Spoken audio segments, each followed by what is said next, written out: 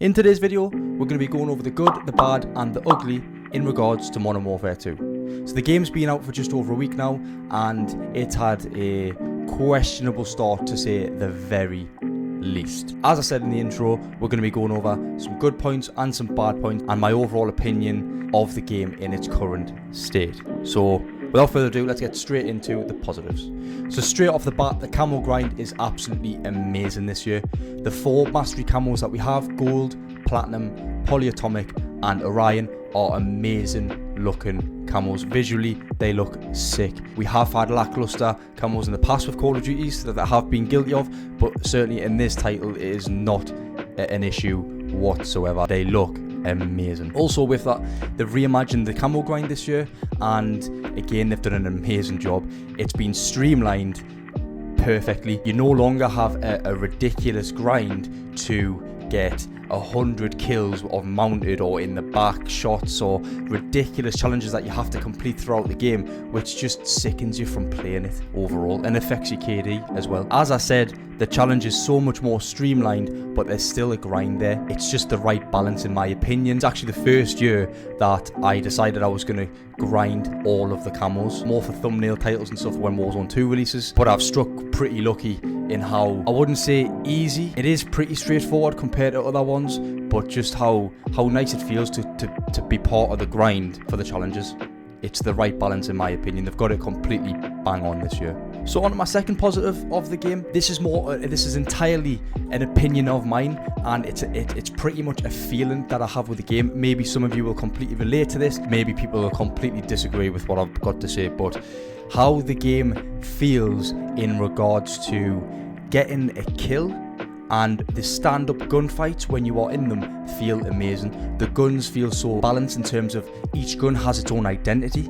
It feels like you've got an AR and it has its own characteristics when firing the weapon, which is amazing. And also like the feeling, the dopamine hit when you get a kill, it feels really nice. Like you want to get more. There are games out there where you get a kill and it's just like just getting a kill. There's no feeling to it, but the sound you get when you hit a headshot and the points you get when you get a kill popping up on the screen, and then the double, the triple, the quad feed, which Call of Duty is known for historically, they've really got it bang on in this game. It feels amazing. The best way to put it, like Modern Warfare 2019, is it's like Battlefield and Call of Duty had a baby, and that's how the game feels in that regard. There is a lot of negative things which I'll touch on later on in the video that are poor in the game, and overall I will say in that regard it is poor, but certainly just on a simple opinion based feel to the game, the way that feels is just amazing, and it's certainly a lot better than how Cold War or Vanguard has felt in the last couple of years. So my final positive point for this game currently is going to be the graphics. I personally think the graphics look amazing in this game, and they've certainly gone for a more realism sort of feel to the game, and they've nailed that completely. Each map looks amazing. The weapon inspects, the weapons and the operators as they stand, as there'll be more content to come in the future I'm sure, they do look amazing. Like Ghost looks really good and the colours feel amazing, and certainly from, I know we're talking about the multiplayer here, but certainly from the sneak peek that we've had for Warzone 2, the feel of that, it just looks, I know they've nailed the map designs and the feel and the look of this game, which is amazing. There is one drawback to having a realistic game. When people are using operators with realistic camouflages and stuff, it can be difficult to see them in certain maps. They have just added the red dot or the name tag above your head. They didn't have that in the beta because it was such an issue of not being able to see people, and they have rectified that slightly by putting the red dot in there, but it still is an issue in the game. But that is sort of the cost you're gonna have with a realistic looking game, which for me is an okay drawback overall. So like I said, that's going to do it for the positive side of the game so far, and now we're going to move on to the negative parts of the game in its current state. So I know we just touched on how the game feels to play in terms of getting kills, which is a positive thing, but overall the mechanics and feel of the playstyle of the game is poor. What I mean by that is Call of Duty is historically given you 3 playstyles. You've got a slow playstyle, which we refer as camping. You've got a quicker game gameplay, which is like a run and gun, clearing buildings pretty quickly, running around the map, just gunning people down, using potentially SMGs or certain build ARs to run through lobbies. And then somewhere in the middle, you've got this sort of methodical, in the middle, clearing buildings slowly, watching rotations, watching spawns flip, and sort of just playing the map, using head glitches and cover, and sort of the best of both worlds, if you like, okay, this is what COD's been built on, in my opinion. But in this specific game, I feel as though they've only offered anybody one specific game style, and that is the slow campy one. The TTK is so high that sometimes you actually feel like you're playing the hardcore mode of the game, when in fact it isn't. That is just how quick you die. And it comes down to the fact if you are looking in the wrong direction, or if you're sprinting or tack sprinting at any given time, chances are you're gonna lose that gunfight, and there's not a lot else you can do about it. So understandably, for that specific reason, people are going to start playing a lot slower, which makes sense because of that's what's offered to them. But that's creating people to slow everything down and not really move around the map, or give you the option to have a different playstyle.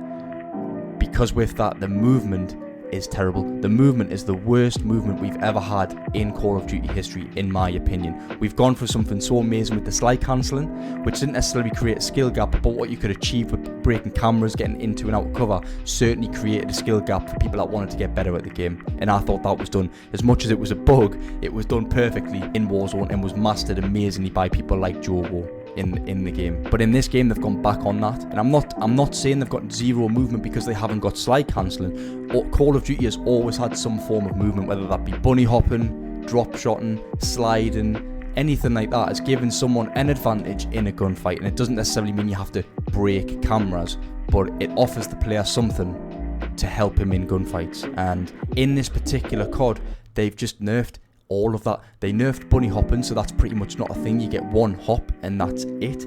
Drop shotting is so slow and you can't ADS and shoot whilst doing it. The sprint to fire time is abysmal, and also the slide to fire time is just so bad. There's just no reason to use any of the mechanics that the game has. They brought dolphin diving back, which they had back in Black Ops, which was an amazing fun thing to use, but again, they've made it in such a way that you can't do the dolphin dive whilst gunning people down. And pair that with the short TTK, people only have to hit a couple of bullets whilst you're doing that to kill you, so it's just not worth your time doing it. And I'm not going to take credit for this next point. It was JoeWo who said this, and he said it perfectly, so well that I think I just have to reiterate what he said. The movement hasn't got a purpose, and as I've just touched on there is no reason that you would use a slide, a dolphin dive, the new mechanic where you're hanging off a wall.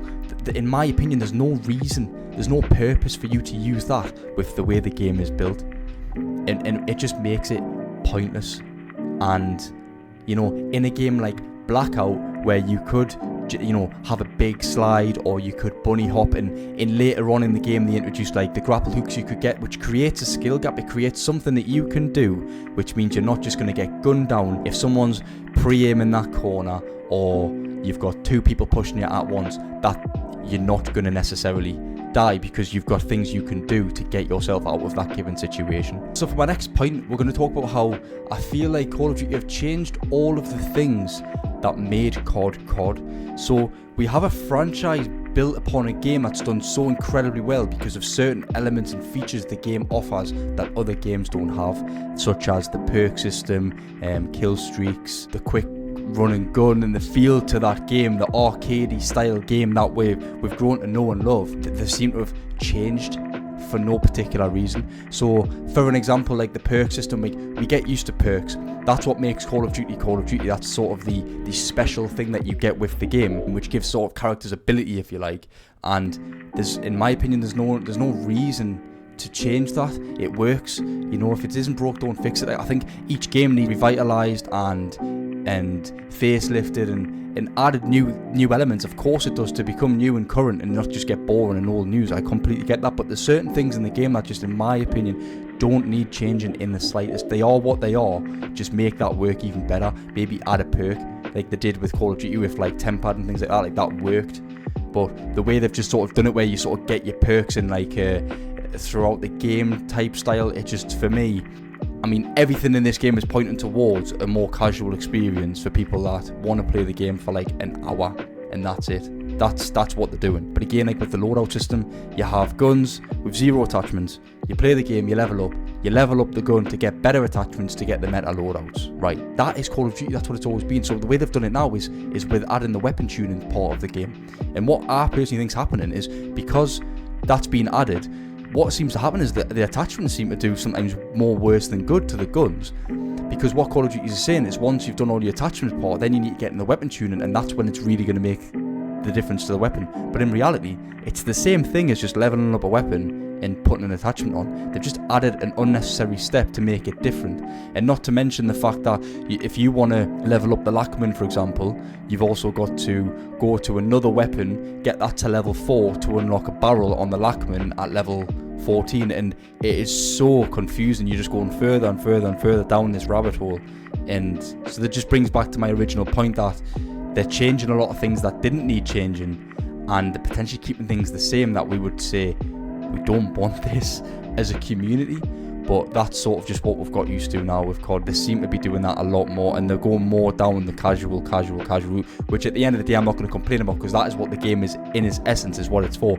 But I think they've just gone too far in one direction. So the final point I'm going to touch on before I end the video is, in my opinion, my biggest bugbear with Call of Duty, or with, I suppose, with gaming in general, but specifically Call of Duty for doing it so poorly. So if you know me or you come into my stream, you know that the biggest thing I hate about Warzone, about Call of Duty multiplayer, is skill-based matchmaking. I detest it to a cellular level. I don't think there is a place for it in Call of Duty. I personally think there's 2 places where skill-based matchmaking comes into its own. The first one is, yes, to protect the lowest skill players in the game. I fully appreciate that they do not want to come home from work and get absolutely slapped by demons and content creators and pro players that have been playing the game for 8 hours on that specific day. I fully appreciate they need protected to a certain point. Once they get themselves to their own level where they've learned the game, learned the mechanics, and get out of that, then they go into public lobbies. They just go into standard lobbies, and that's that. The second place for skill-based matchmaking is in a ranked game mode. That would alleviate all the problems. You have a casual playlist, a public playlist, where you press go, and you get put in your server with your area with people on similar connections to you, and you play that game. There will be some people that are better than you, some people that are worse than you, and some people that are the same as you. And the lobbies just naturally, by the way the universe works, just naturally fall into that sort of place. And yes, there's some lobbies that are more sweaty, and there's some lobbies that are more botty, but on the most part, that's what you're going to deal with. With a ranked mode, you literally get the skill base, all the factors that the algorithm takes into account on your headshot percentages, your KD, how long you stay alive, all the other stuff that they use, and put that into giving you a rank, giving you a skill point or something like that, so you know exactly how good or bad that you are at the game, and then put you in a game with similar ranked people. And if you do happen to get better and learn the game and put some grinding in, then you get put up the ranking system to the point where you are in, instead of being in bronze, you're in the silver, gold, or even platinum, or however the ranking system would ultimately work. And most give people an incentive to play it by giving them a reward, in that it might be a gun camo, it might be COD points, anything, something, a calling card that says that you are a good player putting in some serious hours to get better at the game. But the way they've currently got it, they've got a casual game, which is, as we've discussed this entire video, how there's no skill gap in the game anymore. It's built for casuals, which is fair enough, but you can't then expect to punish people that put the hours and real grind into your game and put them together to get 20 kills and 25 deaths, and 15 kills and 16 deaths, and 40 kills and 40 deaths, because that's pretty much what the lobbies look like, and it's just got skill-based matchmaking written all over it. And like I say, in my opinion, overall, them two places in terms of protecting the bottom level players and in a ranked mode, other than that, just let us find the lobbies like how we used to in games, and just at least just tone it down and relax it, so we can just enjoy the game for what it's worth, so that we don't feel like we have to constantly play with the meta attachments and loadouts, and feel like, I mean, personally, in my opinion, importantly, I feel at times I can't even play with my teammates, my people that I like to go on and play with, because I feel like when I play with someone like PK, for example, that the lobbies get ridiculously much more harder, certainly in Warzone, but when I play solo and random queue, it's not so bad, and it's just, that's not what anybody wants. Nobody wants that. The casuals don't care enough to even think about skill-based matchmaking as much as they're being catered for and protected.